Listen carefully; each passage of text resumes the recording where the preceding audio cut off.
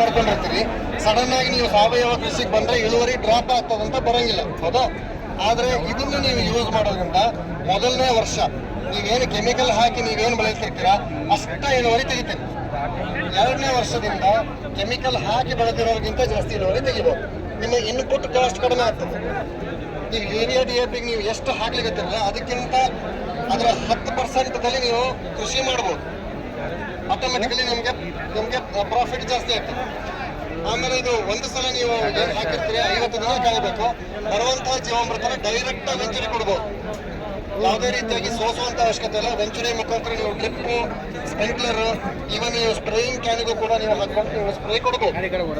ಇದು ಕ್ರಿಮಿನಾಶಕ ಆಗೋ ಕೆಲಸ ಮಾಡ್ತದೆ, ಗೊಬ್ಬರ ಆಗಿನೂ ಕೆಲಸ ಮಾಡ್ತದೆ. ಹೌದು ಸರ್. ಸೊ ಈಗ ಏನು ನೀವು ಇನ್ಪುಟ್ ಕೊಡ್ತೀರಿ ಎಲ್ಲ ಐಟಮ್ಗಳನ್ನ ಅದಕ್ಕೆ ಹಾಕಬೇಕು. ಮಿಕ್ಸಿಂಗ್ ಮಾಡಿ ನೀವು ಒಂದ್ಸಲ ವಾಲ್ ಓಪನ್ ಮಾಡಿದ್ರಂದ್ರೆ ಎಲ್ಲ ಐಟಮ್ಗಳು ಹೊರಗಡೆ ಬರ್ತಾವೆ. ಅದರಲ್ಲಿ ಏನೂ ನಡೆಯೋದಿಲ್ಲ ಸರ್. 200 ಲೀಟರ್ ಡ್ರಮ್ದಲ್ಲಿ ಏನೂ ನಡೆಯೋದಿಲ್ಲ, ಬರೀ ಮಿಕ್ಸಿಂಗ್ ಟ್ಯಾಂಕ್ ಅಷ್ಟೇ ಅದು. ಆ ಐಟಮ್ಗಳನ್ನ ಇದ್ರ ಮುಖಾಂತರ ಹಾಕ್ಲಿಕ್ಕೆ ಮಾತ್ರ ನಾವು ಅದನ್ನು ಯೂಸ್ ಮಾಡ್ತೀವಿ ಅಷ್ಟೇ. ಅದರಲ್ಲಿ ಏನೂ ನಡೆಯೋದಿಲ್ಲ. ಈಗ ಸ್ಟಾರ್ಟಿಂಗ್ ಇನ್ಸ್ಟಾಲೇಷನ್ ಆಗಿಂದ ನೀವು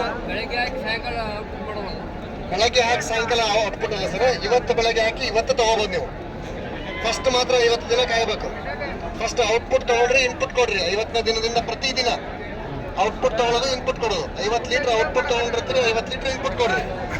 ಯಾವತ್ತೇ ನೀವು ನೋಡಿದ್ರು 1,500 ಲೀಟರ್ ಇದರಲ್ಲಿ ಇನ್ಪುಟ್ ಇರ್ತದೆ ಅಂತಂದ್ರೆ ಜೀವಾಮೃತ ಇರ್ತದೆ. ಇದು 2,500 ಲೀಟರ್ದ ಕೆಪಾಸಿಟಿ ಯೂನಿಟ್ ಸರ್. ಇದು 10 ಎಕರೆಗೆ ಅಂದ್ರೆ ನಿಮ್ಗೆ 10 ಮೀಟರ್ ಕ್ಯೂಬ್ ಪ್ಲಾಂಟ್ ಬರ್ತದೆ. 10,000 ಲೀಟರ್ದ ಬರ್ತದೆ. ಅದರಲ್ಲಿ ನಿಮ್ಗೆ ಪ್ರತಿದಿನ ನಿಮ್ಗೆ 200 ಲೀಟರ್ ನಿಮ್ಗೆ ಔಟ್ಪುಟ್ ಬರ್ತದೆ. ಅದರಲ್ಲಿ 180 ಲೀಟರ್ ಯೂಸ್ ಮಾಡ್ಬೋದು, 20 ಲೀಟರ್ ವಾಪಸ್ ಹಾಕ್ಲಿಕ್ಕೆ ಇರ್ತದೆ. ಯಾಕಂದ್ರೆ ಹೇಗೆ ಈಗ ನೀವು ಹಾಲಿಗೆ ಹೆಪ್ಪಾಗ್ತಾರಲ್ಲ ಅದೇ ತರ. ಫಸ್ಟ್ ನಾವು ಕೊಡೋ ಮುಂದೆ ಯೂನಿಟ್ ಕೊಡೋ ಮುಂದೆ ನಿಮ್ಗೆ 6 ಲೀಟರ್ ಅಷ್ಟು ನಿಮ್ಗೆ ಜೀವಾಮೃತ ಅಂದ್ರೆ ಬ್ಯಾಕ್ಟೀರಿಯಾದ ಒಂದು ಮಿಶ್ರಣ ಕೊಟ್ಟಿರ್ತೀವಿ. ಅದರಲ್ಲಿ ಎಲ್ಲಾ ತರದ ಬ್ಯಾಕ್ಟೀರಿಯಾಗಳು ಇರ್ತಾವೆ. ಈಗ ಸಾಧಾರಣ ಜೀವಾಮೃತಕ್ಕೆ ನೀವೇನು ಕಡಲೆ ಹಿಟ್ಟು ಮಣ್ಣು ಹಾಕ್ತೀರಿ, ಅದು 2 ಐಟಮ್ ಹಾಕಬಾರ್ದು.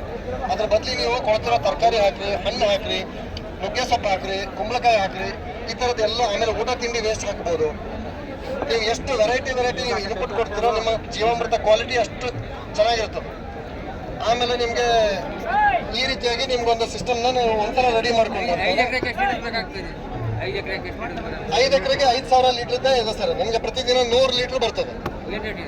ಅದು 36,500 ರೂಪಾಯಿ MRP ಇದೆ. ಈಗ FPO ಮುಖಾಂತರ ತಗೊಂಡ್ರೆ ಅಂದ್ರೆ ರೈತ ಉತ್ಪಾದಕರ ಸಂಘದಿಂದ ತಗೊಂಡ್ರೆ 33,300 ರೂಪಾಯಿ ಬೀಳ್ತದೆ. ಕೃಷಿ ಮೇಳದ ಅಡಿಷನಲ್ ಡಿಸ್ಕೌಂಟ್ 1,000 ರೂಪಾಯಿ ಇದೆ ಸರ್. 500 ರೂಪಾಯಿ ಕೊಟ್ಟು ಬುಕ್ಕಿಂಗ್ ಮಾಡಿ ಹೋಗ್ಬೇಕು.